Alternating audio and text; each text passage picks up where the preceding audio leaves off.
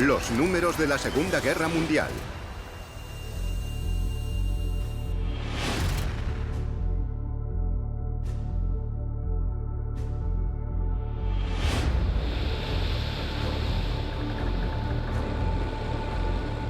...7 de diciembre de 1941. La Armada Imperial Japonesa del almirante Yamamoto destruye la flota de los Estados Unidos anclada en Pearl Harbor.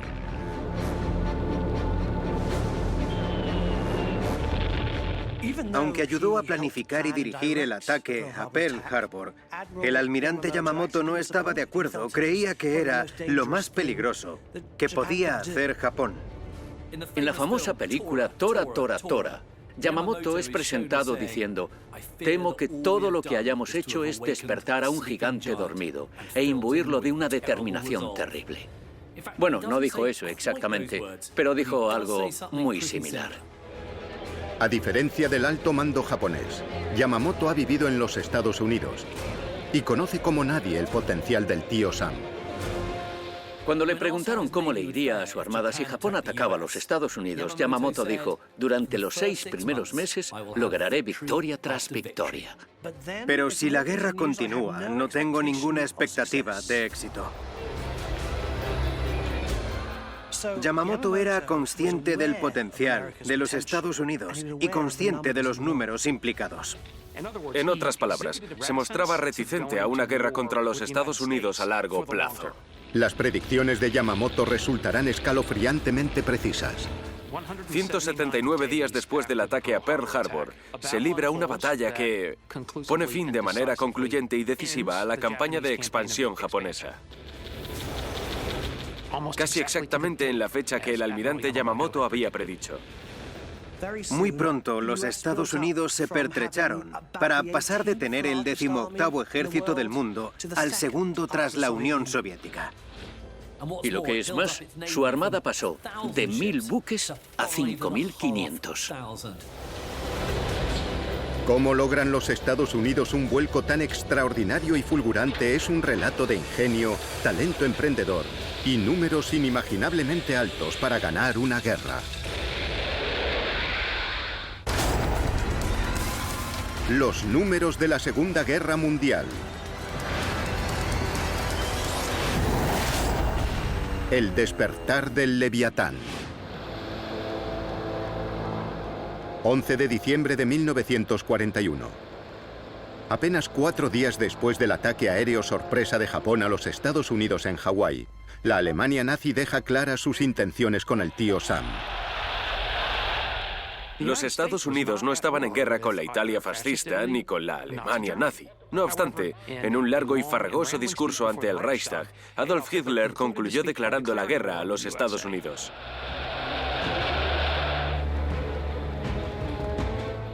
Eso era justo lo que quería el presidente Roosevelt. Él había tenido muchas dificultades para concienciar a la opinión pública sobre la guerra en Europa, pues ahora tenía la excusa perfecta para hacerlo. A partir de aquí, el rearme estadounidense seguirá la política de Alemania primero. Debe enfrentarse no solo al agresor directo, el imperio japonés, sino también al agresor indirecto, la Alemania nazi.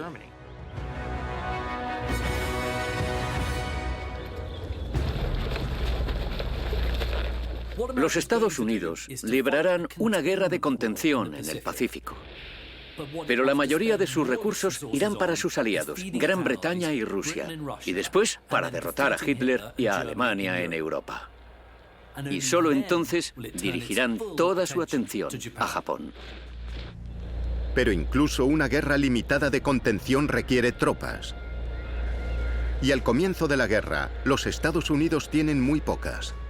Cuando el general George C. Marshall, jefe del Estado Mayor, asumió el cargo en el 39, su ejército solo tenía 174.000 hombres.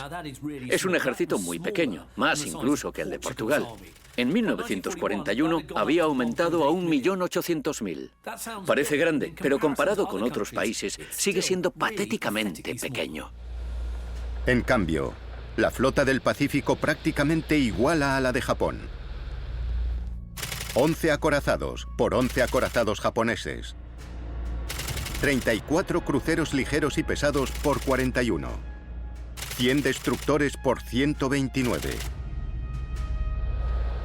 Pero el ataque sorpresa a Pearl Harbor cambia los números a favor de Japón, puesto que eliminan 19 buques estadounidenses. Pero hay 3 consuelos. Estados Unidos tenía 3 portaaviones en el Pacífico en 1941. El Lexington, el Enterprise y el Saratoga. Los 3 estaban defendiendo la isla de Midway cuando atacaron Pearl Harbor. Tras eso se retiraron a la seguridad de la costa californiana. Para contener a Japón, los Estados Unidos necesitan números en el Pacífico. Lo que los Estados Unidos necesitaban hacer, y rápido, era crear un ejército. Apenas semanas después, el presidente Roosevelt presenta al Congreso un presupuesto destinado a desviar enormes recursos a la producción de guerra. De los 59.000 millones de dólares, 52.000 millones son dedicados al rearme. Y lo acompaña con uno de los regímenes fiscales más draconianos de la historia. El número de estadounidenses que debían pagar impuestos en el 41 era de 7 millones. El número al que se exigió el pago un año después era de 42 millones. Y ese dinero se destinó directamente al rearme. Roosevelt despliega a continuación su arma más poderosa, el capitalismo. Mientras la economía soviética aplicaba la coacción patriótica para fabricar armas, los Estados Unidos pagaban a empresas privadas para producir miles de aviones, millones de rifles y miles de millones de bombas y balas. Una vez abierto el grifo, el chorro de iniciativa emprendedora que sale es extraordinario. Como dijo el secretario de guerra de Roosevelt, Harry Stimson, en un país capitalista, si vas a ir a la guerra, debes dejar que las empresas ganen dinero con ella o no funcionará. En esta guerra, las empresas estadounidenses no solo ganan dinero, sino que financian uno de los vuelcos más increíbles de la historia militar.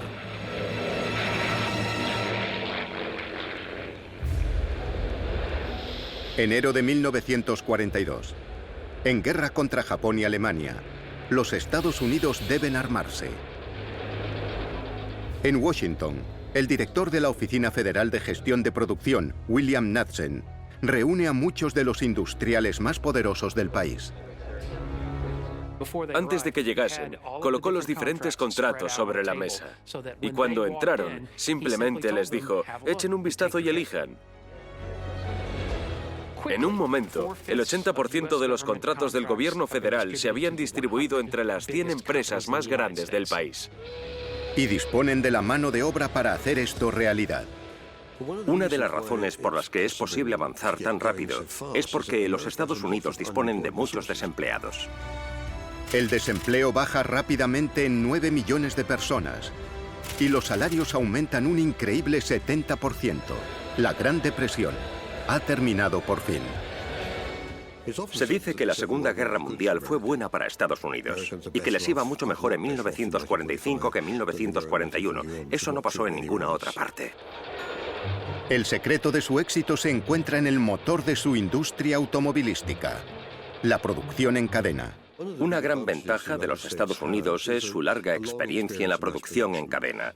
Su industria automovilística es mayor que ninguna otra. Cada operario tenía un trabajo. Eso significaba que no tenía que ser muy habilidoso, solo debía ser capaz de hacer una cosa que perfeccionaba y hacía rápidamente para pasar el producto al siguiente de la cadena. La fabricación del Jeep estadounidense está tan simplificada que a lo largo de la guerra se fabrican más de 600.000 unidades con piezas de repuesto intercambiables en varias fábricas pertenecientes a las firmas automovilísticas Willys y Ford.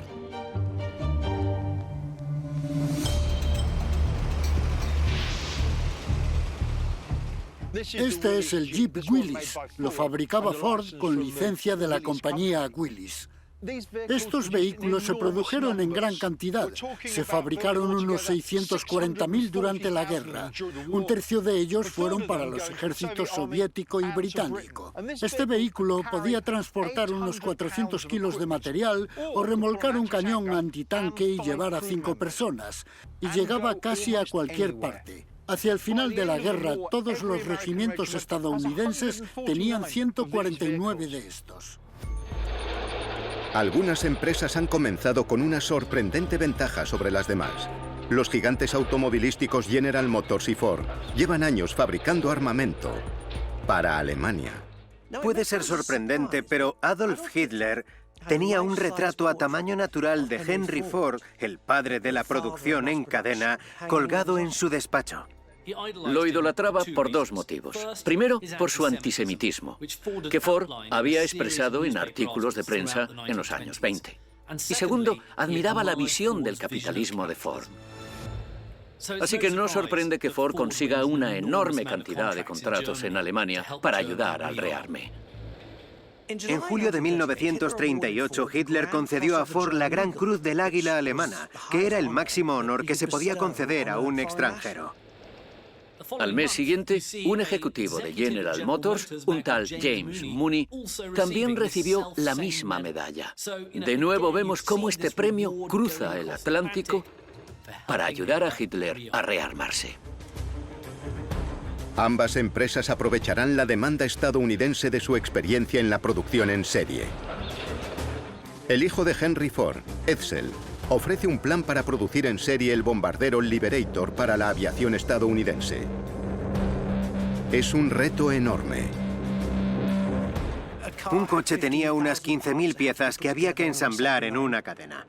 Pues un B-24, un bombardero cuatrimotor, tenía exactamente 488.193 piezas. Era otro nivel. ¿Podía hacerse realmente? La compañía Ford consigue el contrato para producir el bombardero B-24 Liberator. Edsel construye una planta gigantesca para fabricar los aviones en Willow Run, al sur de Detroit. Willow Run es impresionante. Es una nave de 1,5 kilómetros de largo por 400 metros de ancho. Se describió como la nave más grande de la historia de la humanidad. Empezaba con 4 cintas paralelas, las cadenas de montaje. Y después, en un momento dado, se convertían en 2 y luego en una. Era realmente increíble. Pero estuvo a punto de no funcionar. La nave era tan larga que se salía del condado controlado por los republicanos, donde estaba su mayor parte, y entraba en un condado demócrata fronterizo. Ese condado cobraba unos impuestos más altos y Henry Ford no estaba por la labor. Lo que hizo fue reconstruir el edificio en ángulo recto para que no se saliese del condado republicano. Puso una plataforma giratoria dentro del edificio para que el avión se desplazase por la cadena de montaje y virase en ángulo recto para seguir fabricándolo dentro del condado republicano. El número de aviones que se fabrican en Willow Run es extraordinario. Salía un avión cada 63 minutos. Es decir, casi un B-24 a la hora en el pico de producción. Eso supone la friolera de 650 aviones al mes. Un total de un 20% del material militar de los Estados Unidos saldrá de las cadenas de montaje de los fabricantes de automóviles. Pero para que esas cadenas no se paren, hacen falta operarios. El problema es que los hombres aptos se están alistando para el servicio militar. Hay un famoso centro de reclutamiento en Times Square, en Nueva York, donde 5.000 personas hacían cola la mañana del lunes, 8 de diciembre de 1941. Al final de la guerra, más de 16 millones de estadounidenses han servido a su país. El consiguiente vacío en el mercado laboral debe ser llenado. A medida que el ejército estadounidense empieza a expandirse, deja un vacío en la mano de obra industrial. Y todo el mundo sabe que ese vacío lo llenan las mujeres. Ya en enero de 1942, del orden de 2,8 millones de mujeres trabajaban para la guerra. Esa cifra ascenderá hasta los 19 millones en 1945. La operaria de guerra más famosa es la chica de un cartel propagandístico llamada Rosie la Remachadora. Rosie la Remachadora fue un personaje que encarnaba la fortaleza y autosuficiencia, pero también era femenina y con encanto. La idea era hacerla atractiva para convertirla en un icono y animar a las mujeres a trabajar en la producción de guerra. Rosie la remachadora fue un personaje ficticio, pero estaba basado en una mujer llamada Rose Monroe, que realmente era remachadora y que trabajaba en Willow Run. En 1943, las fábricas del eje también trabajan a pleno rendimiento. Y el bien más escaso no es la mano de obra, sino algo que ha impulsado a los japoneses a conquistar la mitad del sudeste asiático. Y ha obligado a Hitler a perder un ejército entero en Stalingrado. El petróleo, el sustento vital de la maquinaria bélica de guerra. Sin el petróleo no libras una guerra moderna. El petróleo era la base de las estrategias nacionales de todos los países en conflicto. En las primeras etapas de la guerra, casi todas las grandes ofensivas del eje son por el petróleo. La razón es muy simple. Un pequeño número de países controlan casi la totalidad del crudo mundial. Más del 90% está en manos aliadas. Alemania y Japón controlan solo el 3%. Para Japón era un gran problema, porque importaba casi todo su petróleo. Y Alemania también. La situación es tan mala que Hitler firma incluso un contrato de 4 años con el gigante petroquímico IG Farben para producir petróleo sintético a partir de carbón, con un coste que multiplica por 6 el precio normal. El gigante petroquímico alemán IG Farben accede a ampliar la producción de petróleo sintético en su planta de Leuna, al este de Alemania, a 350.000 toneladas al año. Pero eso apenas es una parte de lo que se necesita. Por eso el Cáucaso ruso es vital para Hitler. Solo los yacimientos de Bakú producen más del triple del petróleo que Alemania consume al año.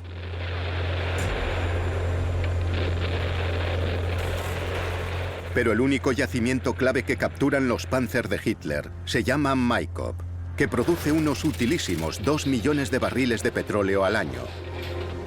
Pero los alemanes no logran explotar su botín. Cuando los alemanes llegan a Maikop, descubren que los rusos han destrozado todo el material. Y ellos no se han traído el suyo propio. Así que lo máximo que los alemanes sacan de Maikop son 70 barriles al día. En el Pacífico, a los japoneses les va mejor. En abril del 42, los japoneses ya habían tomado las Filipinas, Birmania y las Indias neerlandesas. Ya tienen el 70% del estaño mundial, enormes recursos de caucho a su disposición y, lo que es más importante, tienen petróleo. Los japoneses sabían que habría sabotajes de sus equipos, retrasos o niveles de producción bajos, pero lo compensaron. Los japoneses llegan totalmente preparados para reparar los yacimientos que conquistan. Había quien pensaba que tardarían unos años, pero en realidad tardaron apenas unos días. Sacar el petróleo de la tierra es sencillo, pero la marina japonesa no puede proteger sus buques cisterna. En su mayor parte, los mercantes japoneses navegan sin armas y sin escolta en los viajes de regreso al archipiélago japonés. ¿Qué pueden hacer los estadounidenses? Atacar con submarinos y aviones. De hecho, a pesar de que han conseguido medios para producir más petróleo que Irán y California juntos, las importaciones de petróleo japonesas se hunden hasta apenas el 15% de sus niveles preguerra. La situación es tan extrema hacia el final de la guerra que Japón debe reconvertir sus barcos para que funcionen con carbón. Y los pequeños barcos y aviones que consumen petróleo solo tienen combustible para el viaje de ida. Son misiones suicidas. Por el contrario, Estados Unidos, que produce su propio petróleo, dispone de enormes reservas. Estados Unidos suministraba el 90% del combustible de aviación de alto octanaje que se usaba para mantener los aparatos aliados en el aire. Pero para las potencias del eje, el combustible era tan escaso que a menudo la primera vez que un piloto alemán cogía un avión era en combate. Y eso es un gran hándicap, de modo que los aliados dominaban el cielo. Pero en verano de 1942, nada parece predecible. Si Japón quiere lograr el control total sobre el Pacífico, necesita cortar los suministros de Australia a los Estados Unidos. Y para ello, primero debe destruir a la US Navy.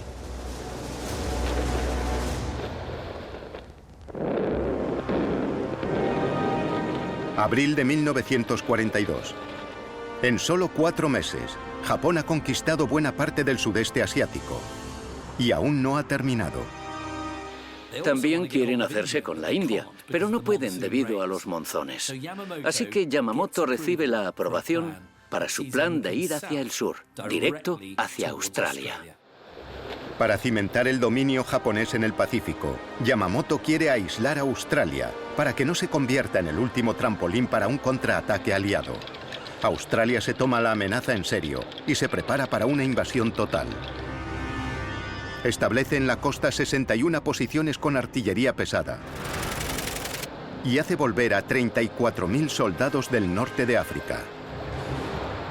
Pero antes de poder amenazar a Australia, la flota de Yamamoto debe eliminar primero a la US Navy del Pacífico. La campaña contra Australia incluía un combate naval decisivo en alta mar que barrería a US Navy de una vez por todas del campo de batalla. Dejaría de representar una amenaza para la continuación de la expansión japonesa.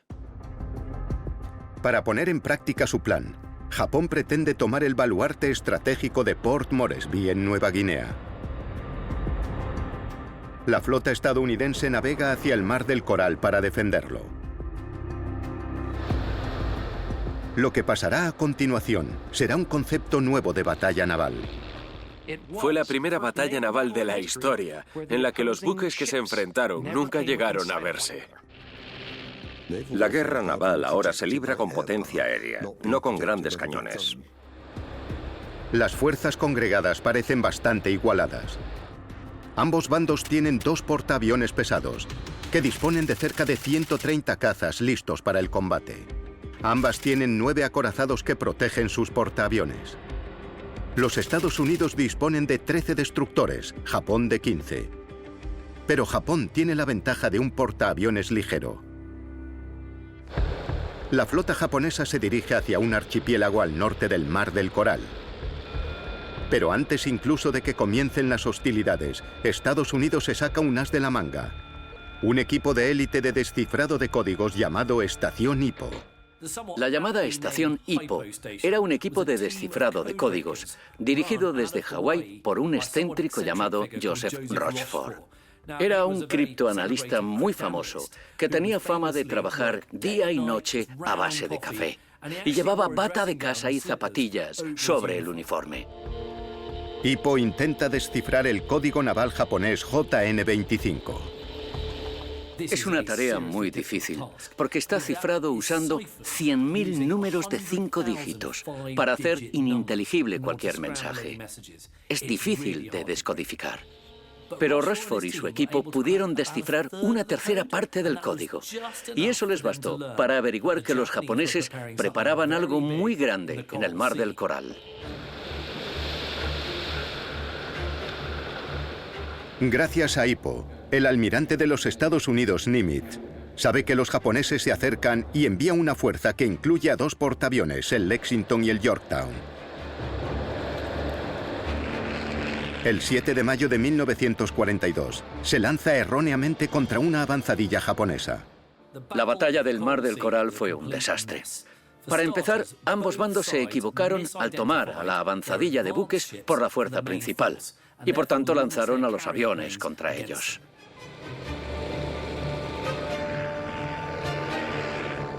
Solo encontraron a los portaaviones rivales el segundo día de batalla. Y ningún bando tenía los cazas adecuados para proteger a sus buques. La batalla pasa factura a ambos bandos. El portaaviones ligero japonés Shoho y el estadounidense Lexington son hundidos.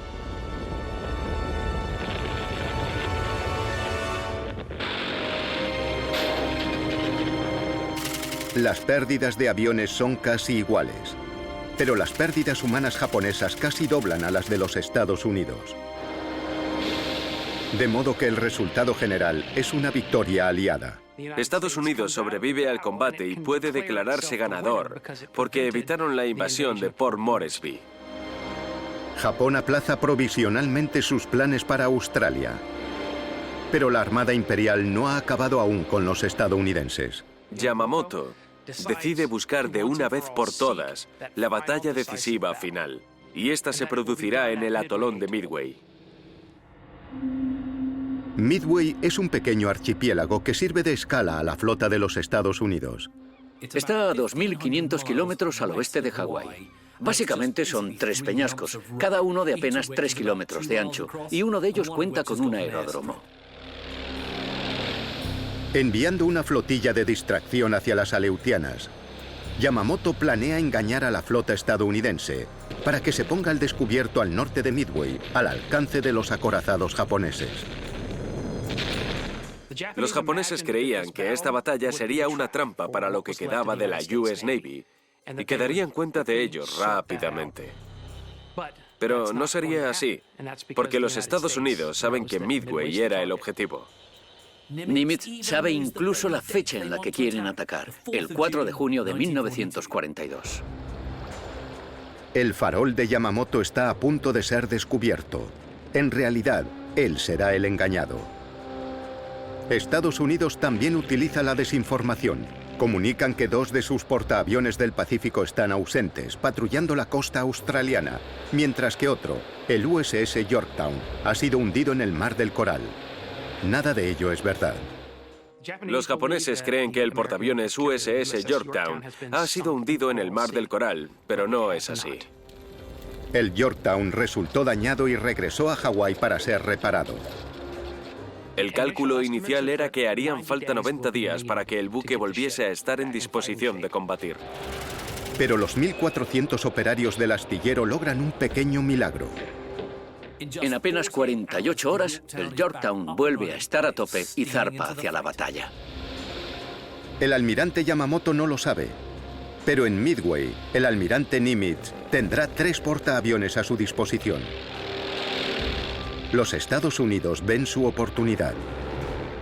Soy un gran admirador de Nimitz, el comandante en jefe americano, porque una y otra vez acertó con su planteamiento. Su brillante planteamiento para Midway parte de que el equipo de descodificación le diga que los japoneses van a por Midway. Él decide apostarlo todo y enviar sus portaaviones a enfrentarse a ellos y lanzar un contraataque decisivo contra Midway. Y hace falta valor para hacer algo así. Cuando el almirante Nagumo lanza 108 aviones contra la base aérea estadounidense en Midway, su sorpresa es mayúscula cuando uno de sus aviones de reconocimiento descubre a una flota de portaaviones que navega hacia él, mientras los aparatos que regresan repostan en cubierta. Los portaaviones estadounidenses sincronizaron su ataque perfectamente. Se produjo en 3 oleadas. 41 bombarderos torpedo Devastator salen, pero solo regresan 6. Los hicieron pedazos los cazas de cobertura japoneses.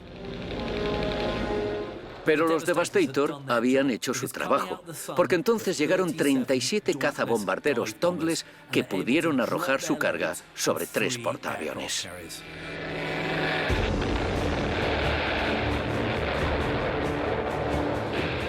Los portaaviones Akagi, Kaga y Soryu reciben 10 impactos directos. Las cubiertas de todos esos portaaviones estaban llenas de cisternas de petróleo, bombas, aparatos que repostaban. Aquello ardió como una barbacoa con el gas abierto. Bastaba una cerilla y eso fue lo que pasó. En pocos minutos, el Akagi, el Kaga y el Soryu quedan reducidos a piras funerarias. El Hiryu logra escapar, pero no por mucho tiempo, porque volvieron a por él después. Además de perder 4 portaaviones, 600 de los mejores pilotos japoneses han sido eliminados. Solo en Midway, Japón perdió el 70% de sus pilotos más experimentados, heridos o muertos. Nunca más se recuperaría.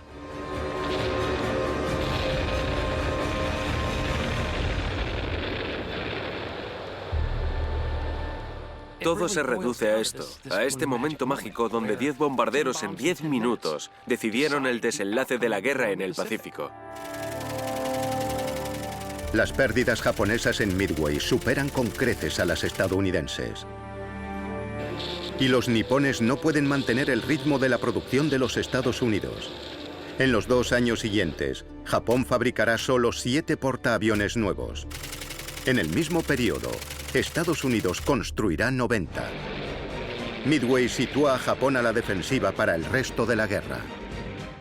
Midway fue un verdadero punto de inflexión en la Segunda Guerra Mundial, y desde luego lo fue en la guerra en el Pacífico.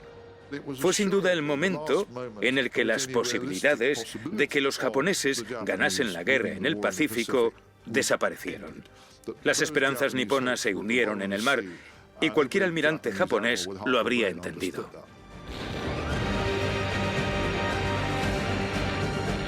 Pero en esta guerra global, antes de poder expulsar a los japoneses del sudeste asiático, los estadounidenses deberán expulsar primero a los nazis de África. Norte de África, verano de 1942.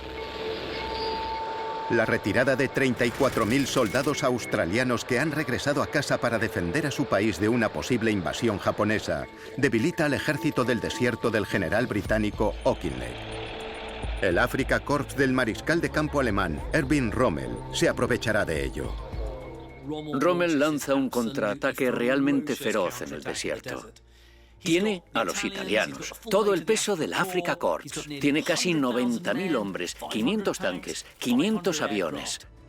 Es una fuerza descomunal. Una de las victorias de Rommel será especialmente dañina para los británicos. 1 año y medio antes, el 8º ejército británico había tomado el puerto libio de Tobruk. Ahora Rommel lo recupera.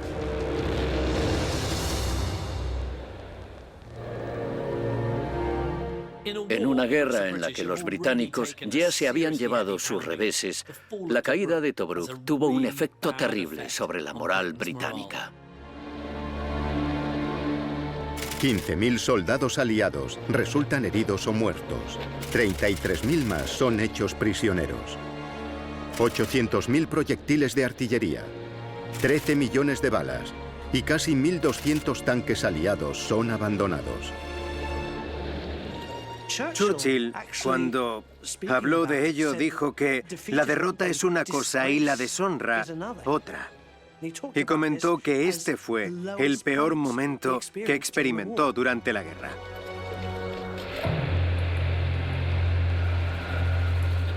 El contraataque de Rommel fue tan eficaz que no solo tomó Tobruk, sino que además hizo retroceder a Auchinleck hacia una pequeña localidad de la costa norteafricana llamada El Alamein. La fuerza británica se sitúa al borde de la famosa depresión de Katara. La depresión de Katara es una enorme cuenca hundida en medio del desierto. Tiene marismas, lagos salados y arenas movedizas.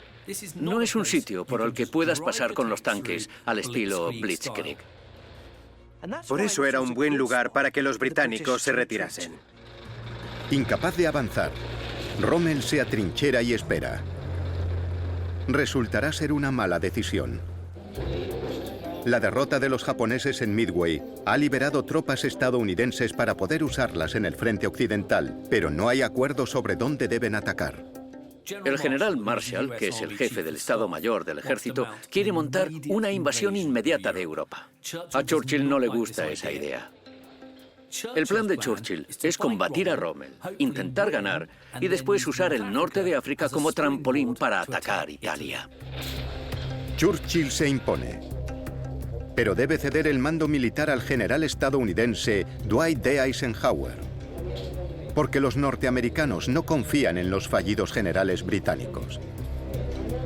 La operación Torch La invasión del norte de África liderada por los Estados Unidos se programa para noviembre de 1942.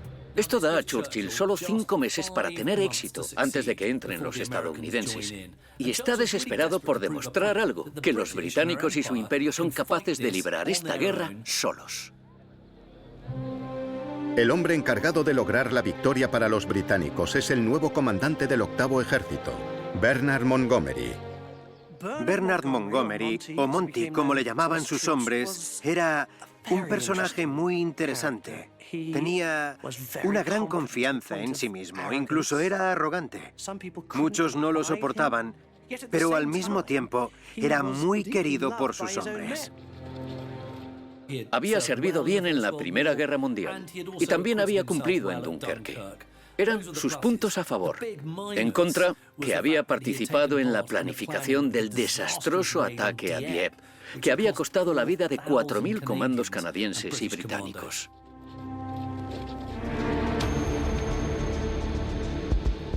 A pesar de la presión para obtener resultados rápidos, Montgomery se niega a apresurarse. Monty tiene un plan. Y ese plan requiere acumular fuerzas meticulosamente, en un proceso lento y con tiempo. Estados Unidos envía a Montgomery 300 tanques Sherman, producidos en fábricas que antes de la guerra eran de coches y locomotoras. Este es el Sherman M4 fabricado por la industria del automóvil estadounidense. Es fiable, rápido y alcanza los 50 por hora.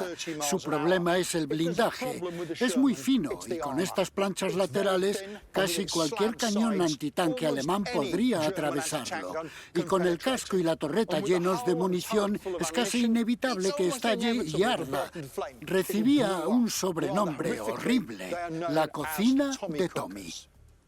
Pero hablando de números, si los alemanes podían producir 2.600 Tiger, los aliados en el 46 habían producido 49.000 de estos Sherman. Simplemente es cuestión de números y los aliados producen más que los alemanes.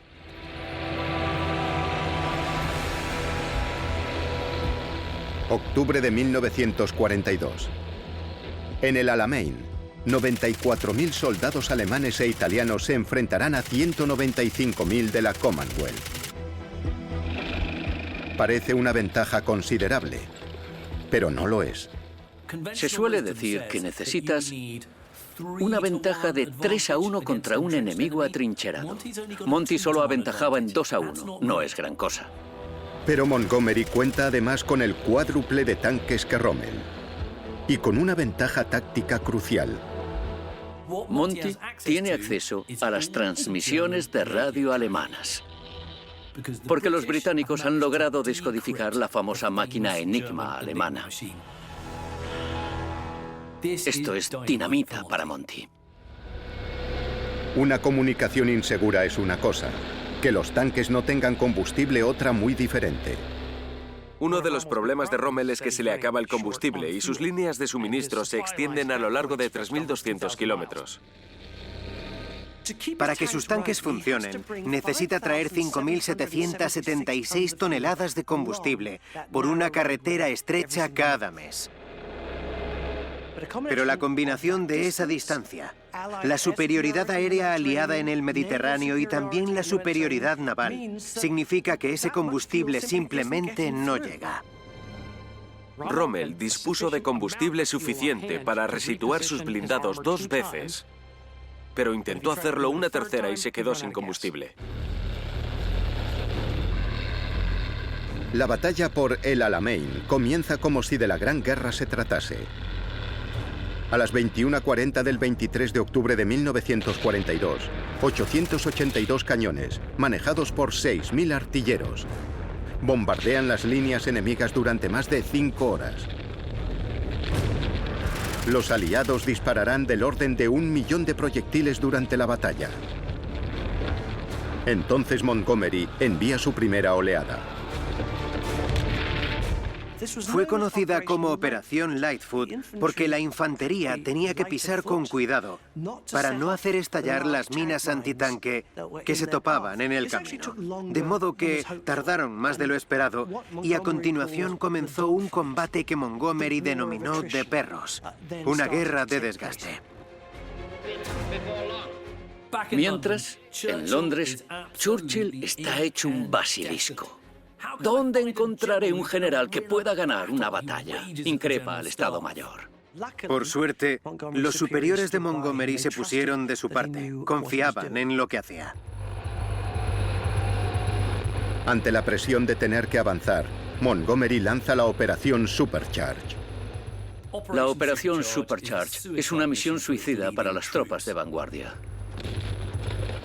Cuando el comandante de esta punta de lanza advierte a Monty de los peligros, Monty le dice: sí, lo sé, pero estoy dispuesto a aceptar un índice de bajas del 100%.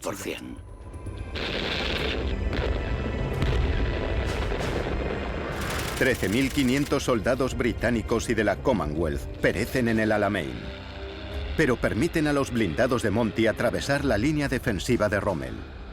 A pesar de las habituales órdenes de Hitler de avanzar o morir, a Rommel se le acaba el combustible, no puede montar un contraataque de sus Panzer y se retira, abandonando 450 tanques y 1.000 cañones.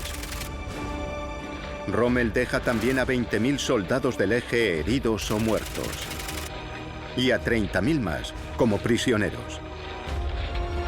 Al acabar, Rommel ha perdido casi un tercio de su ejército en el Alamein. Ha perdido un gran número de tanques. Ese día solo le quedan 35 tanques operativos. Churchill ya tiene su victoria. Es imposible exagerar la importancia moral del Alamein para Gran Bretaña, porque fue la única gran victoria de la guerra obtenida solo por Gran Bretaña, sin los aliados. Llevó a Winston Churchill a decir finalmente: antes del Alamein solo teníamos derrotas, después del Alamein solo tuvimos victorias.